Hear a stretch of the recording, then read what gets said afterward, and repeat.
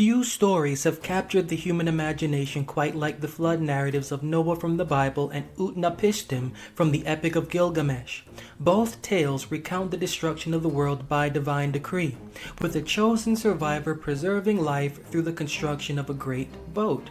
These stories, though deeply intertwined by their similar themes, stem from two distinct cultures and religions. Noah hails from the Hebrew Bible, while Utnapishtim's account comes from the rich Mesopotamian tradition. At a glance, the parallels are obvious and striking, leading some to speculate whether Noah and Gilgamesh are, in fact, the same figure.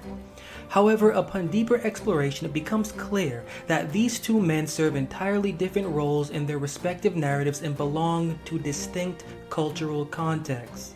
They are not the same person, but the similarities between their stories offer a fascinating window into the shared mythological heritage of the ancient Near East. Noah's story is a foundational element of the Bible's narrative. According to a surface reading of the text, the world had descended into violence and corruption. Man's wickedness had become so intolerable that God, in an act of divine judgment, resolved to cleanse the earth with a flood. Yet, among corrupt men, Noah alone was deemed righteous in the eyes of God. As a result, he was chosen to preserve life, both human and animal, through the construction of an ark. In Noah's narrative, the moral and theological framework is deeply monotheistic. Noah is portrayed as a passive but obedient servant of God, following the divine commands without question. God instructs him to build an ark, specifying its dimensions and materials, and to bring aboard pairs of every living creatures to ensure the continuity of life after the flood. Noah's righteousness and obedience are emphasized throughout the story, setting him apart from the rest of man who perish in the flood waters. After the flood subsides, Noah's first act is to build an altar and offer a sacrifice to God. This act of devotion pleases God, and in return, he establishes a covenant with Noah and all living creatures, promising never to flood the earth again. The rainbow, a symbol of this covenant, marks a new beginning for man.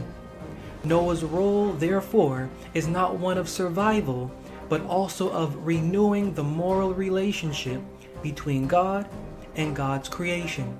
His story highlights themes of divine judgment, human morality, and a covenant that shapes the future of man. The Epic of Gilgamesh is one of the older surviving works of literature dating back to the 3rd millennium BCE. It recounts the adventures of Gilgamesh, the semi-divine king of Uruk, and his quest for immortality following the death of his beloved friend Enkidu. Unlike Noah, Gilgamesh's journey is driven by existential questions about life and death and his search for meaning in the face of mortality. Along the way, he encounters Utnapishtim, the only man to have been granted immortality by the gods. Utnapishtim's story, told within the larger framework of Gilgamesh's epic, contains the flood narrative that mirrors Noah's. In this tale, the gods, led by Enlil, grow angry at humanity and decide to destroy the world with a flood. However, the god Ea, sympathetic to Utnapishtim, warns him in secret and instructs him to build a boat. Like Noah, Utnapishtim saves his family, animals, and the seeds of all living things, ensuring that life continues after the floodwaters recede. Utnapishtim's story, while similar in structure to Noah's, is rooted in the polytheistic worldview of ancient Mesopotamia, where the gods are often capricious and divided in their intentions. The aftermath of the flood also diverges significantly from Noah's story. Instead of a covenant between gods and humanity, the gods in Utnapishtim's tale regret their decision to destroy the world.